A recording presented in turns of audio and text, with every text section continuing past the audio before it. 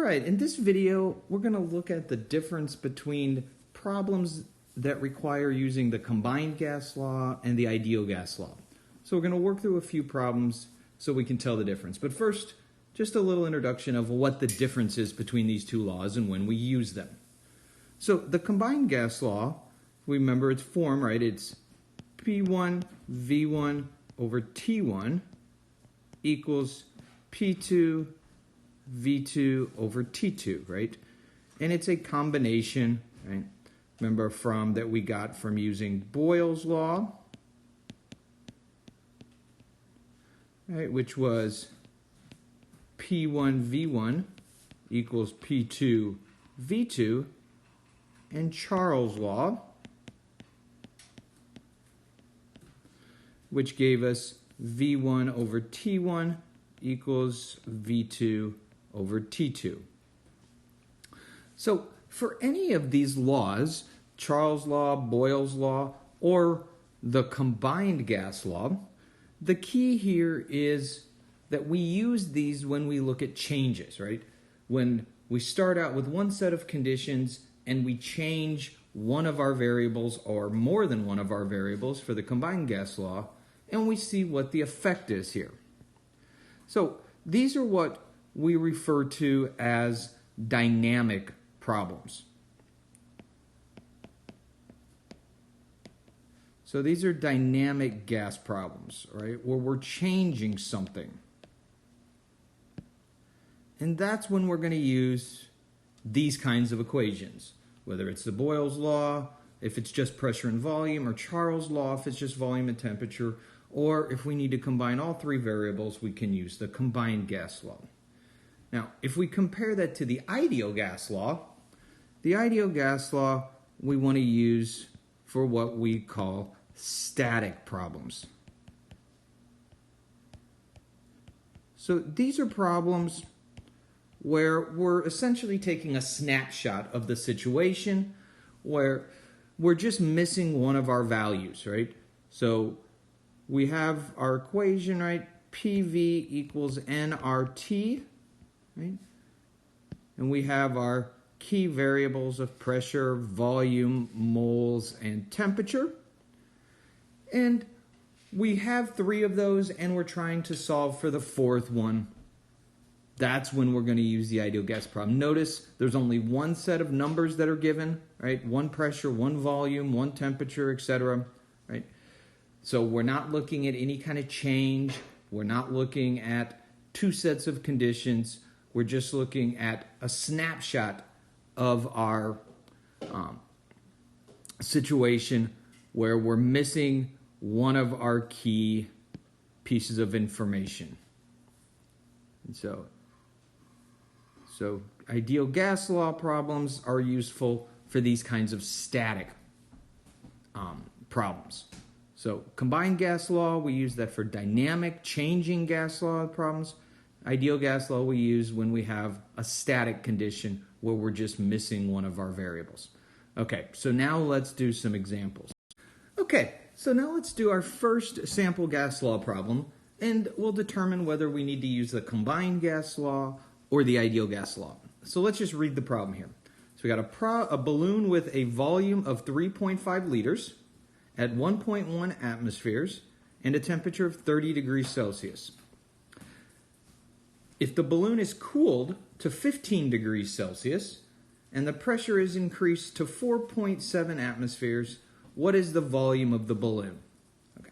So the first thing we need to ask ourselves is, do we want to use the combined gas law or Boyle's law or Charles' law? Or do we want to use the ideal gas law? So remember, the key difference here is we're going to use the combined gas law if we have a dynamic problem, if things are changing. And we're going to use the ideal gas law if things are static, right? If we just have one set of values. So clearly here, we can see that we have two sets of values, right? We have an initial pressure of 1.1 atmosphere that's given to us, and it says that it changes to 4.7 atmospheres. We have an initial temperature of 30 degrees Celsius, and it's reduced to 15. And we're given an initial volume and asked to find the final volume. So this is telling us that we're changing. So we need to use the dynamic gas law problem, or the combined gas law. So we have our equation of P1 V1 over T1 equals P2 V2 over T2. So let's now list out our values so we know what we have before we start to plug them in. So our P1, right, equals 1.1 ATM. That's our initial set. And our P2 equals 4.7 ATM. If we look at our temperature, our initial temperature, 30 degrees Celsius. Our final temperature equals 15 degrees Celsius. And our volume, our initial volume is 3.5 liters. And our final volume is what we're trying to figure out, right? That's the unknown. Okay, so before we jump right in here, let's consider units. Now, we've made the point along the way that for the combined gas law, we're not restricted to any specific units when it comes to pressure or when it comes to volume. But for temperature, for any of these gas laws, we do need to make sure that we are in Kelvin. So, because we're in Celsius, we need to convert these to Kelvin. So remember to go from Celsius to Kelvin. We're going to take our Celsius temperature and add 273 to it. So if we do this, so 30 degrees, right, is going to be 303 Kelvin. And 15 degrees is going to be 288 Kelvin. So now that we have our temperatures in Kelvin, we're all ready to go. So let's go ahead and plug our numbers in. So on the first side, we have 1.1 ATM times 3.5 liters divided by 303 Kelvin. On our second side, we have 4.7 ATM times V2, right, that's our unknown, divided by 288 Kelvin. So now we need to do a little algebra to rearrange our equation to get volume 2 by itself. So to do that, right, we're going to have to multiply both sides by our T2, our 288, to move it over. And we're going to have to divide both sides by our V2, or excuse me, our P2, our 4.7 atmospheres, to bring that over. So if we do that, we're going to end up looking something like this. So we have our 1.1 ATM times 3.5 liters. And if we bring over our 288 Kelvin,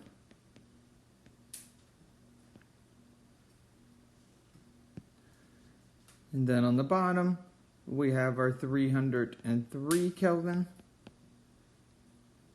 divided by our P2, our 4.7 ATM, and on the other side we would end up with 4.7 ATM times V2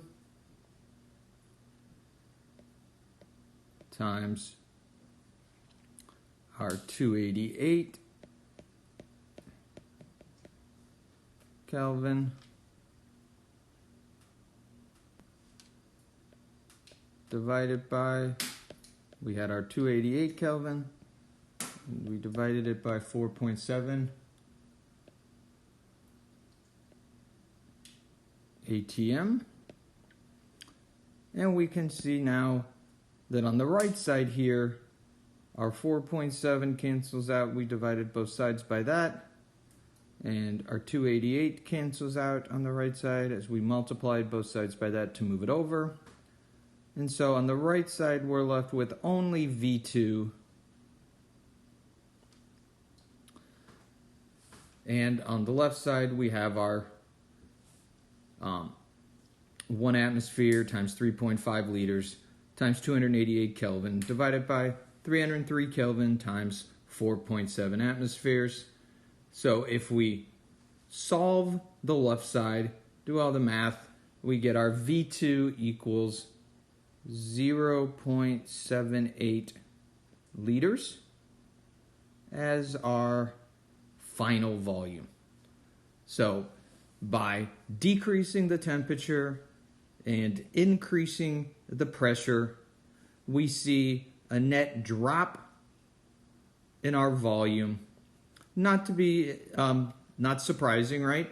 If we remember Charles' law, right? Reducing the temperature is going to cause the volume to go down, right? A direct relationship. And for Boyle's law,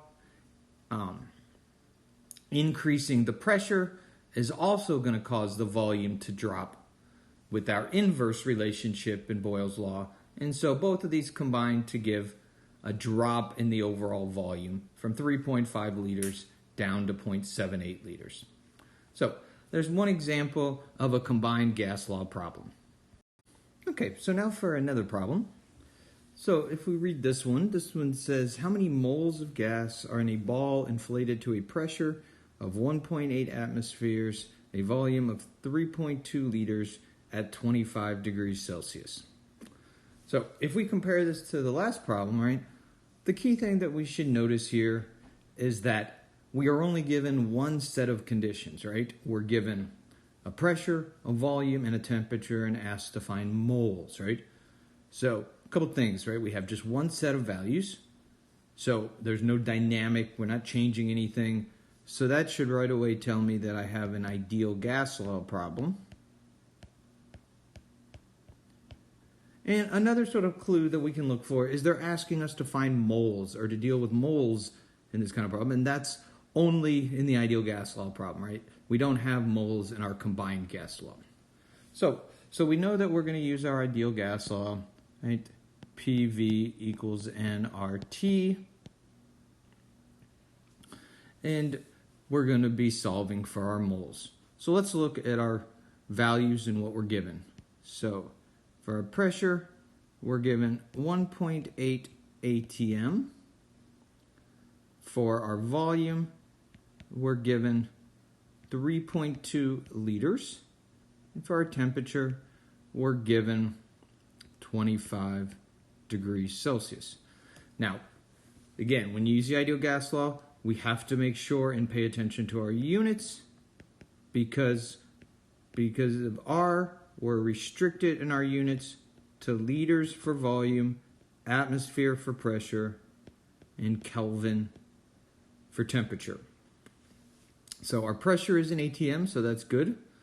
Our volume is in liters, that's fine.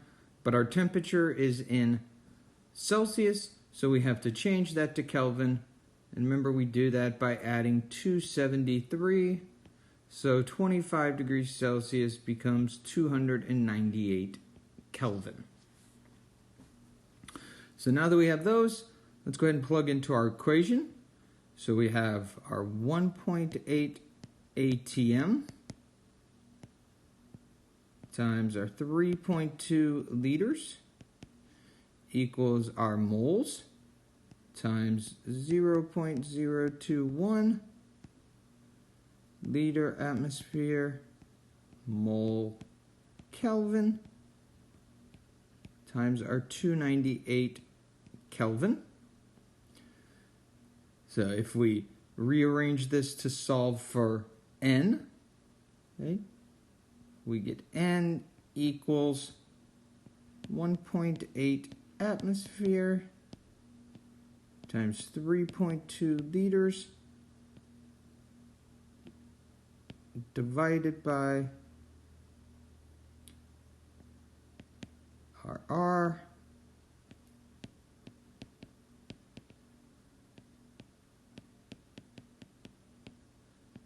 our temperature,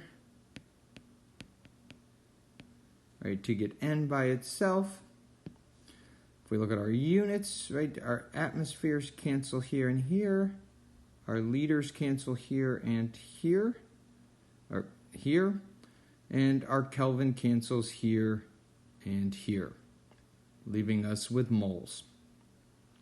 So if we go through and do the math, we end up with N equals 0.24 moles. And so under these conditions, we would have to add 0.24 moles of gas to get the ball inflated to 1.8 atmospheres with that volume and at that temperature. So this is a relatively straightforward ideal gas law problem. All right, so now let's look at another problem.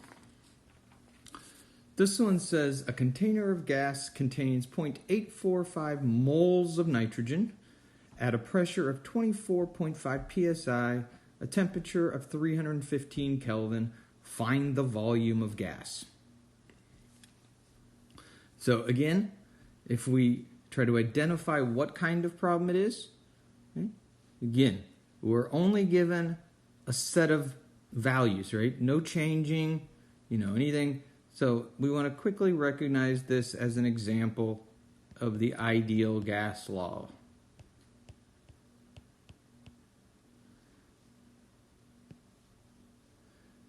So we have our PV equals nRT. Again, if we look at our values, right? Our volume, that's what we're trying to find. Our pressure, 24.5 psi. Our temperature, 315 Kelvin. And our N, 0.845 mole. Now, again, before we plug stuff in, we always want to check our units for the ideal gas law. So volume, well, we don't have units yet. Pressure, PSI. Ooh. So remember, we have to be in atmospheres here. So we're going to have to do some conversion there. Our temperature, Kelvin, that's good. Our moles are in moles, of course, so that's fine. So we just need to convert our pressure into units of atmospheres. So if we remember our conversion, no, we don't need to remember it because this is one that you would be given or you could look up. But 1 ATM equals 14.7 psi. So we're going to do our conversion. We're going to start with our 24.5 psi. We're going to use our conversion factor of 1 ATM equals 14.7 psi. So if we do the math, we get 1.67 ATM as our pressure. So now we're ready to plug into our problem. So 1.67 ATM times our V equals 0.845 mole times R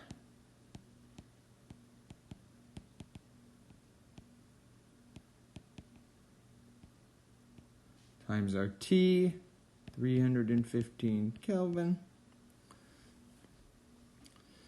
We rearrange to solve for volume.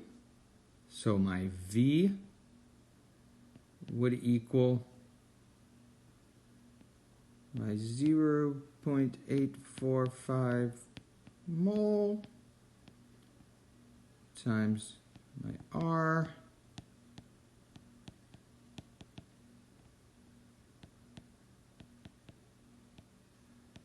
is temperature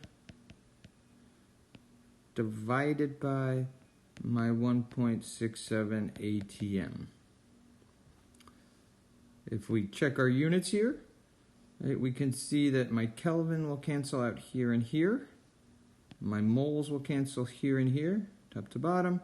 Atmospheres cancel, leaving me with liters, as we would expect.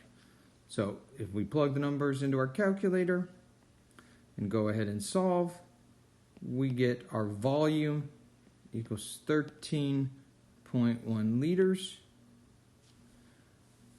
for this problem. So again, another example of the ideal gas law, this time solving for volume. Right?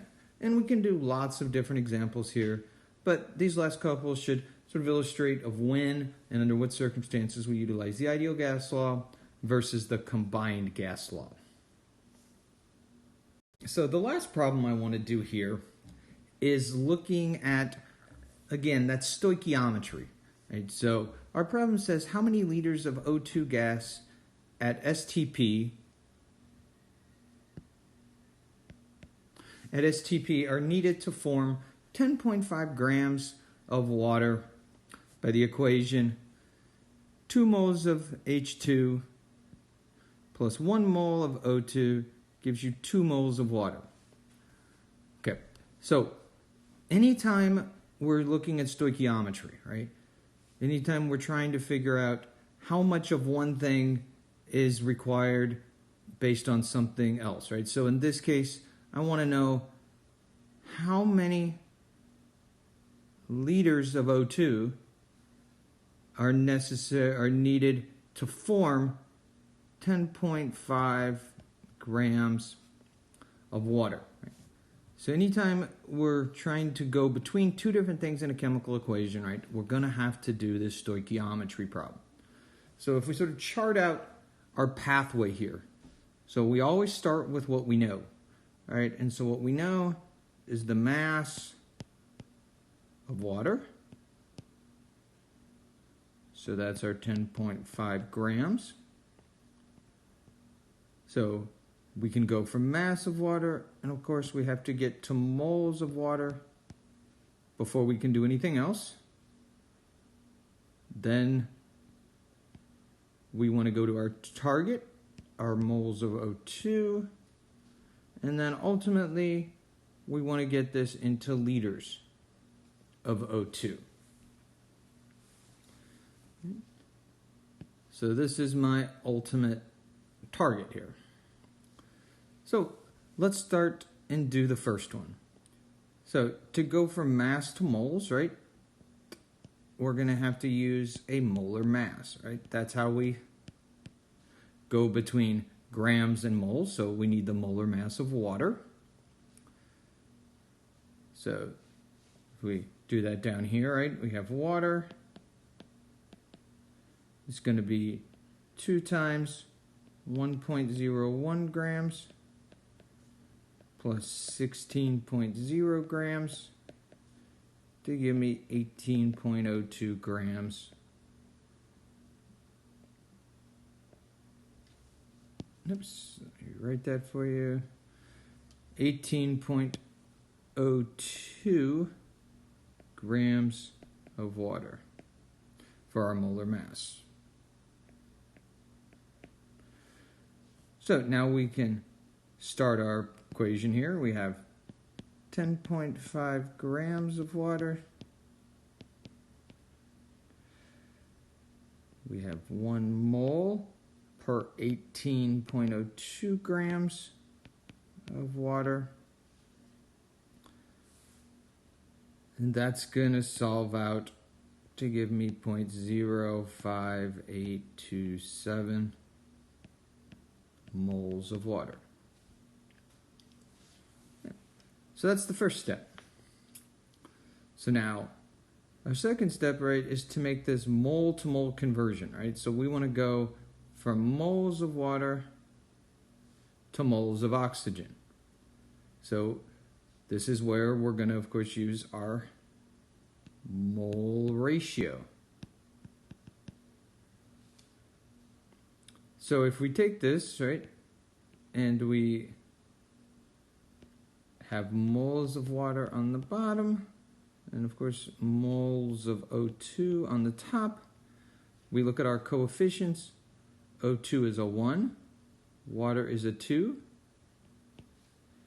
So if we sub this, we end up with 0.29135 moles of O2. Right? So now we've got to moles of O2. Now, our last target here is to go from moles of oxygen into liters of oxygen. Now, since oxygen is a gas, right, and we want to go to liters, right, this is the situation where we would use the ideal gas law, right, to find moles, right? So notice in the problem, we're told that it's at STP. Now, but we also remember, right, we could use the ideal gas law, but since we're at STP, right, remember we have that little shortcut. So we also know that at STP, we have 22.4 liters per mole of gas, right? So 1 mole of gas always occupies 22.4 liters as long as we're at STP. Right? So let's do it that way. So if we take our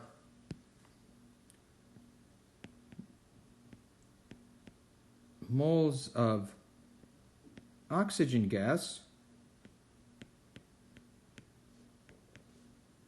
and we use our standard molar volume of 22.4 liters per 1 mole,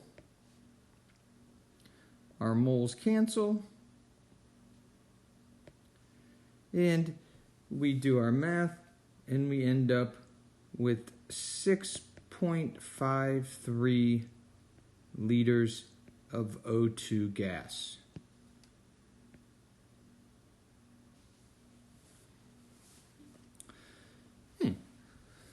So we started with 10.5 grams of water, and we were able to generate 6.53 liters of O2 gas.